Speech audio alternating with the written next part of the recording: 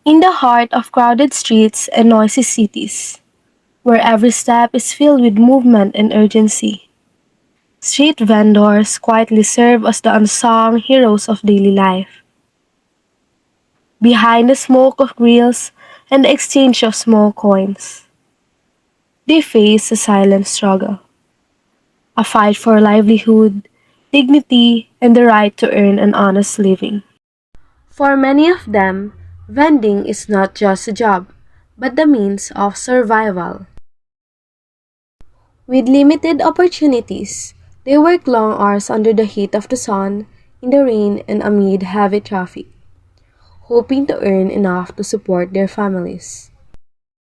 Each day brings physical exhaustion and constant uncertainty as they face the risk of being moved, fined, or losing their goods. Good day, everyone. My name is Mariel K. Nagpuon from 11 Yung Senabueva. With me today are John Mark Amida and Cleo Pichinay Capita. Today, we will be interviewing street vendors who sell clothes and accessories along the roadside. Through this documentary, we aim to understand their daily experiences, the challenges they faces, and how they manage to earn a living each day. Ngayon po, may nakilala po kaming vendor dito na ang pangalan po ay si Nanay Laisy. Hi po, Nay. Kamusta po kayo? Buti. So, maaari niyo po ba may kwento kung paano po kayo nagsimula sa ganitong business po? Sa ganitong business, simple lang. Nagsimula sa 5,000, tapos family, pag nakabenta, takbo, tapos tinda ulit. Pag may nabenta na naman, pag kinabukasan, takbo ulit, baklaran, gano'n lang. Hanggang sa magulalugmago, nabuhay, pati yung mga anak ko dyan din. So, ilang years na po kayo nag-reset? Halos since birth, nandito na ako. Mother ko ngayon nagtitinda bago ako. Tapos nung nag-asawa ako, 2 na kami nagtitinda. Kung may sarili siyang paninda, may sarili din akong paninda. So, paano po kalaki yung kinitita niyo po kada araw? Sa kada araw, pinakamababa na yung 500, gano'n. Minsan, pag mabili, siyempre, hindi naman pare-parehas ang araw, may masumal, may mabili. Nakaka-1,000 rin na benta, na tubo, income ba? So, paano niyo po siya, paano niyo po siya binibenta? Paano niyo po pinasa-price? Hindi, kasi dapat tuturingan mo muna kasi may mga buyer na alam mo na, may mga sa talagang Filipino culture, meron mga humihingi ng tawad. Kunyari, bibigyan mo na sabihin mo tunay, wala nang bawas. So, siyempre, bibigyan mo ng yung pwedeng kikita ka kahit paano, hindi pwedeng wala. So, napagkakasya niyo naman po yung kinikita niyo sa araw. Oo, kasi 2 naman kami mag-asawa nagtatrabaho. Nagtatrabaho yung asawa ko, nagtitinda naman ako.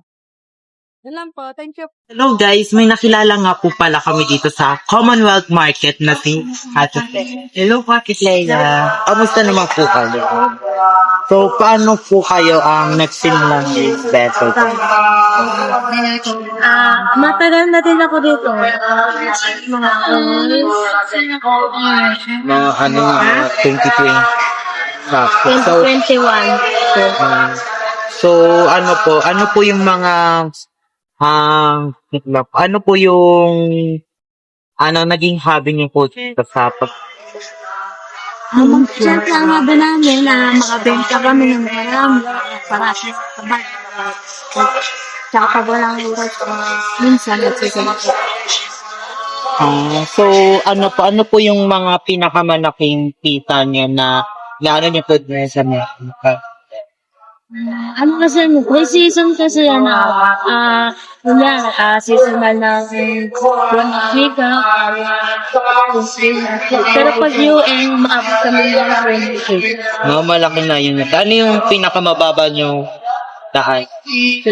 Kaya pinakamapapa. So, sa isang araw po, magano po yung Sa isang minsan 2.5, 3K, 4K na malaki na. Kasi sa isang buwan, ang mga estimated naman sa siguro mga 30K. malaki na rin po siya. So, paano po yung, paano po ko inarap yung mga, mahirap na customers, like, mahirap po sila kausap, Ano na lang, anong tawag kita, pag minsan kasi ang kaya ko kasi, very naman kasi alat ang pipilin, kaya ang ginagawa na mapaan na lang kasi Gano'n. So, ano po, iba, minsan po may mga nagtatawad-tawad. Ano po yung mga inaano nyo sa binibigyan naman namin sa tawad nila, pero kung ang tawad nila mas mababa pa sa pwede, hindi namin bibigyan. Kung magkano lang presyo talaga na hanggang din. So, ano po yung tawag dito, ano po yung gusto mong, wait lang po. Ano po yung, ano po yung pinakasikat na item po dito sa stall? Depende kasi sa hinahanap ng tao eh. Pero ang madalas, ito naman lang, lalo na pagyo, napapasayo. Yeah. Pero minsan naman kasi ito, okay. So, ganun po. Thank you po, Leia. Hello, Paway. Pagkala po lang. Shara. Tayo na tayo para please, promise lang. Hello, Paway. Pwede po yung mga tanong. Ano na po kayo?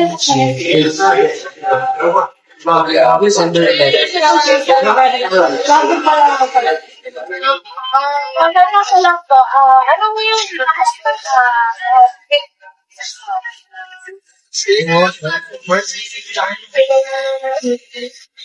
ano po yung mga challenges na kasama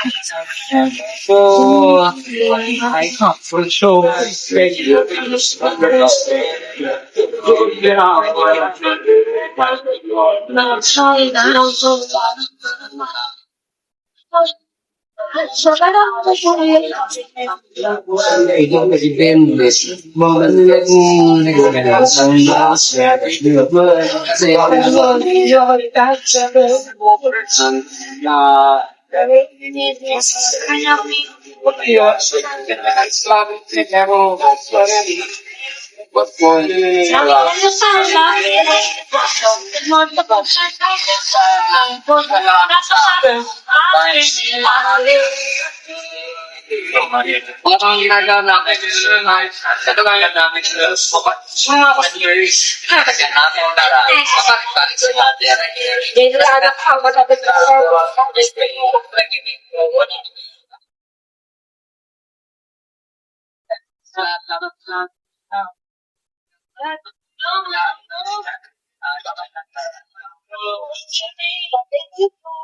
Street vendors are not only part of people's daily routines.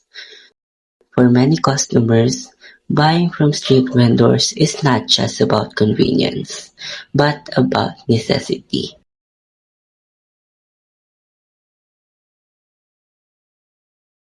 Workers rushing to their jobs, students heading to school, and commuters on long journeys often rely on street vendors for quick and affordable meals. For some customers, street vendors offer prices that fit their budget better than restaurants or stores.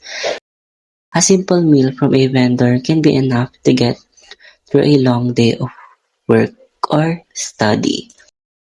In this way, street vendors help people manage their daily expenses while still meeting their basic needs. Many customers also value the accessibility of street vendors. They are easy to find, especially in busy areas where time is limited. A short stop at a food cart or stall saves time and effort, making everyday life more manageable. For people who are always on the move, this convenience matters greatly. Beyond practicality, customers often form connections with street vendors. Regular buyers recognize familiar faces and exchange small conversations. Over time, trust is built. Customers know what to expect and vendors remember their preference. Beyond the struggles, street vendors serve as a lifeline for many communities.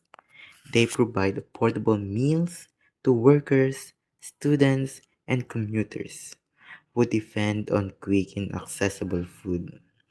Their stalls become meeting places, offering not only goods but also familiarity and connection in otherwise fast-paced environment.